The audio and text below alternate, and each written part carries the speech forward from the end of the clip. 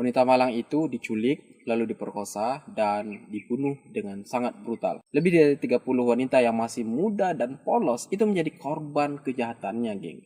Dengan ketampanan yang dimilikinya, dia berhasil mengikat hati para wanita yang akhirnya merenggut ajal di tangannya. Nah, setelah melakukan aksi kejahatannya ini, dia tentu dicari-cari oleh pihak kepolisian menjadi DPO, orang yang sangat diinginkan oleh kepolisian untuk ditangkap. Untuk menyembunyikan identitasnya, dia menggonta-ganti namanya menjadi 5 nama samaran. Siapa dan seberapa kejam dia ini, geng? Duduk yang rapi, kencangkan sabuk pengamanmu. Kita akan menjelajah untuk mengecek sebenarnya apa yang terjadi. Bersama saya, Romi, inilah dia, Cek Romi.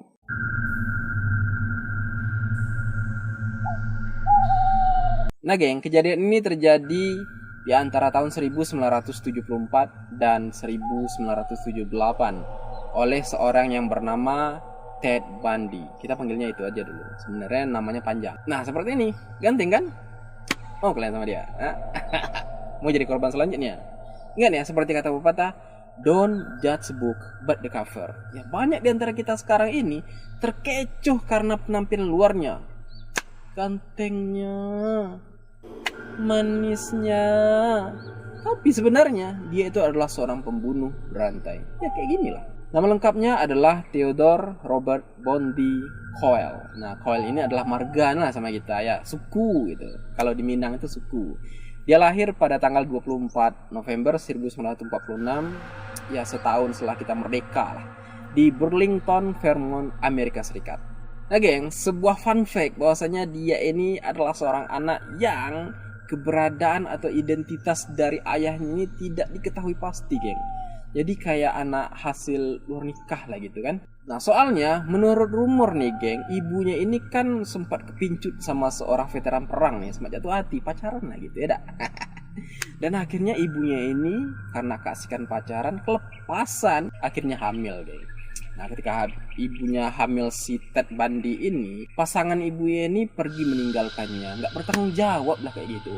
Makanya si Ted Bundy ini nggak tahu nih sebenarnya ayahnya itu siapa gitu. Nah, setelah Ted Bundy ini lahir, selama 3 tahun pertamanya di dunia ini, geng, dia itu dibesarkan oleh kakek dan neneknya. Tapi karena kan kita itu ada rasa malunya lah gitu kan, kalau tetangga sempat tahu kalau kita itu ya lahir di luar pernikahan, anak luar nikah lah. Nah, untuk menutupi hal itu, akhirnya kakek dan nenek si Ted Bundy ini mengaku sebagai orang tuanya, dan ibunya ini mengaku sebagai kakak perempuan si Ted Bundy ini, geng. Ya, menutup kesalahan lah gitu. Nah, geng, sebuah fun fact juga nih ya. Mirip kenapa nih sama Mimin nih? Rupanya Ted Bundy ini dibesarkan dengan sifat penyendiri dan pendiam. Ya kayak aku lah gitu. Bahkan dia ini pernah bilang kalau sebenarnya apa sih yang membuat orang tua atau memiliki alasan kenapa dia punya teman gitu? Apa alasannya? Buat apa juga teman gitu? Aku pendiam juga. Aku ini suka sendiri juga, tapi punya teman juga gitu kan? Wah, lebih parah lah dia nih, geng. Oke, geng, perkenalannya udah selesai. Kita ya cukuplah sampai di situ. Sekarang kita masuk ke intinya. Jangan senyum-senyum aja. Let's go. Oke, geng, korban dari Ted Bundy adalah seorang perempuan berkulit putih yang cantik dan sesuai selera dia lah, kayak gitulah modelnya ya. Dan tentunya dari kalangan kelas menengah dan kuliah. Nah, umur perempuan yang menjadi incaran dari Ted Bundy adalah sekitar 15 hingga 25 tahun, geng. Ya masih dan muda lah, masih manis-manis gimana gitu, lagi mantapnya. Tapi yang menjadi sebuah pertanyaan adalah Ted Bundy ini tidak pernah menargetkan korban ini orang yang pernah dikenalnya. Dia nggak mau, geng. Kenapa gitu? Apa alasannya? Ya mungkin aja dia tuh merasa nggak enak, geng. Dia tuh menghantam orang yang dikenalnya, merasa nggak enak. Atau bisa jadi karena selera ini kan orangnya bagus, orang yang cantik, orang yang mantep gitu kan. Bisa jadi orang yang pernah dikenalnya nggak sesuai seleranya, makanya dia nggak mau incer gitu. Kenapa si Ted Bundy ini susah banget nih buat dilacak, susah banget nih buat diincar untuk ditangkap? Karena dia memiliki kepintaran atau kepandaian seperti bunglon, geng. Dia itu pintar banget nih buat merubah identitasnya. Misalnya kalian nih kenal nih sama dia nih, ketemu sekarang seperti ini bentuknya. Besok kalian ketemu lagi, kalian nggak akan yakin kalau itu adalah Ted Bundy. Percaya deh. Ada kepinternya itu, geng. Nah, menurut penelitian hasil investigasi dari pihak penyelidik, bahwasanya Ted Bundy ini tidak pernah secara spesifik dan mengakui secara kejujuran kapan dan siapa pertama kali dia bunuh, geng. Nah, namun dia pernah mengakui bahwasanya pertama kali dia melakukan penculikan pada tahun 1969 di Ocean City, New Jersey, tapi dia nggak membunuh ketika itu. Pada tahun 1974, ketika itu dia masih berumur 27 tahun, dia melakukan pembunuhan pertamanya, geng. Ya, katanya seperti itulah. Namun hebatnya dia mengetahui cara penghilangan jejak yang dipakai oleh polisi untuk menyelidiki kasus. Tapi kan DNA ada, bang. Ya benar ada DNA, tapi waktu itu pihak kepolisian atau pihak yang berwajib belum mengembangkan sistem DNA untuk menyelidiki suatu kasus kejahatan, geng. Makanya dia tuh aman-aman aja. Bececer pun DNA kalian di situ nggak masalah. Pada tanggal 4 Januari 1974, dia atau Ted Bundy ini ya sekitar tengah malam. Ted Bundy ini masuk menyelinap ke sebuah apartemen bawah tanah milik Karen Spark yang waktu itu masih berusia 18 tahun, geng. Dia itu ketika itu melihat bahwasanya si Karen ini tengah tidur pulas di kasurnya, geng. Kemudian secara merayap tiba-tiba dan memukul kepala si Karen ini hingga Karen ini pingsan. Nah, habis itu kalian tahu lah kan, rupanya si Karen ini menjadi objek kekerasan seksualnya. Si Karen ini disodok dengan batang tongkat logam yang dipakai untuk memukul kepalanya. Akibatnya Karen ini menderita luka dalam robek yang besar. Disodok pakai batang. Ya betul aja lah kalian ini nyodoknya. Nah, sebulan setelah itu, si Ted Bundy ini kembali menculik seorang wanita berprofesi sebagai wartawan bernama Linda Ann Hill. Kejahatan si Ted Bundy ini rupanya makin hari makin nekat, geng. Tepatnya pada tanggal 12 Januari 1975, seorang perawat berusia 23 tahun bernama Karen Eileen Campbell menghilang ketika dia berjalan di lorong-lorong apartemennya.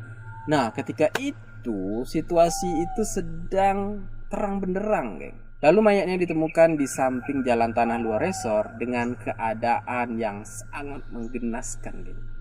Kepalanya ini dipukul dengan benda tumpul dan terdapat beberapa tusukan benda tajam di tubuhnya, geng. Tidak berhenti sampai di situ, ada juga yang namanya Dennis Lynn Oliverson, ketika itu berusia 25 tahun, juga menghilang di perbatasan Utah, Colorado, geng.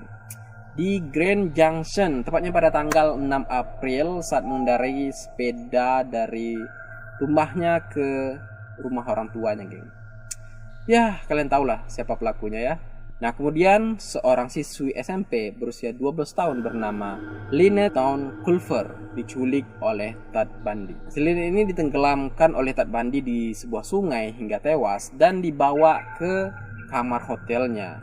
Di kamar hotelnya itu, Lynette yang sudah tidak bernyawa akhirnya disetubuhi oleh Ted Bundy ini, geng. Kasus selanjutnya pada tanggal 28 Juni, Susan Curtis menjadi korban terakhir yang diakui oleh Ted Bundy ini. Ingat ya, ini yang diakui.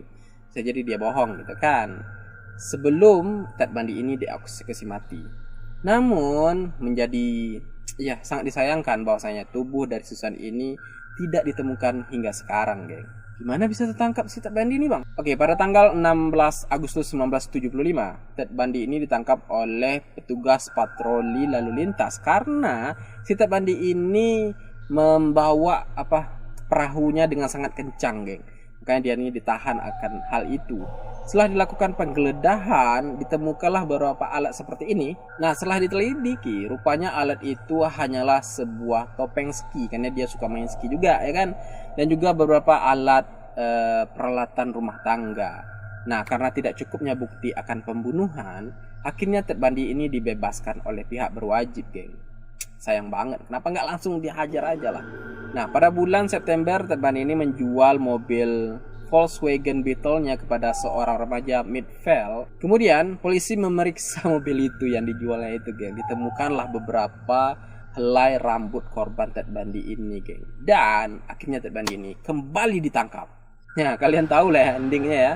Di persidangan, Ted Bundy ini terbukti tidak cukup kuat lah bukti untuk menjerat dia mendapatkan hukuman, geng. Akhirnya dia dilepaskan, tapi dengan catatan harus membayar uang jaminan sebesar $15,000 Amerika Serikat. Dan ketika itu duitnya atau denda itu dibayarkan oleh orang tuanya, geng. Nah, inilah akhir kisahnya. Tepat pada Februari 1976, Ted Bundy melakukan penculikan seorang bernama Darron dan dia tertangkap. Kemudian Ted Bundy dijatuhi hukum penjara 1 sampai 15 tahun. Nah, ketika di penjara, dia ini ulahnya nggak selesai-selesai. Dia mencoba untuk melakukan lari diri. Dia untuk melakukan pelarian diri. Namun pelarian ini diketahui oleh petugas. Akhirnya berhasil digagalkan, geng.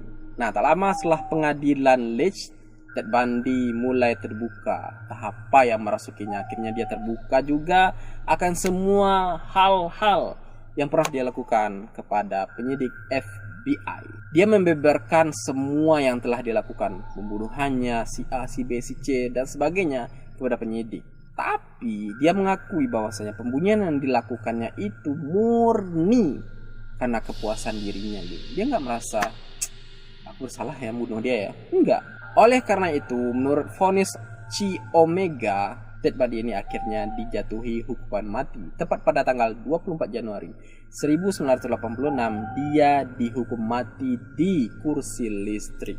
Wassalam. Nah, sebelum dieksekusi, rupanya Ted Bundy ini meninggalkan beberapa patah kata. Apa katanya? Jim dan Fred, aku ingin kamu memberikan cintaku kepada keluarga dan temanku. Oke, masih membahas cinta dia. Oke geng, sekian kisah dari Jack Romy tentang Ted Bundy yang membunuh sangat brutal lebih dari 30 orang wanita yang masih muda dan masih polos di Amerika Serikat, geng. Ini menjadi sebuah catatan kriminal yang menjadi legenda di sana. Sebuah pelajaran yang dapat kita ambil bahwasanya don't judge book but the cover. Kadang cover yang terlihat cantik dan menawan itu ternyata membungkus sebuah kebusukan yang apabila kita menikmati kita mampu dibunuhnya, geng. Ingat, penampilan seseorang tidak mencerminkan kebaikan hati seseorang itu. Bisa jadi penampilan seperti malaikat, tapi hati dan perbuatannya seperti iblis. Ingat, don't judge book but the cover. Saya Romi, selamat tinggal. Apabila teman-teman suka dengan konten ini, silahkan like, subscribe, share, dan komen. Dan kalian, bang, tolong bahas ini bang. Oke, aku akan bahasnya.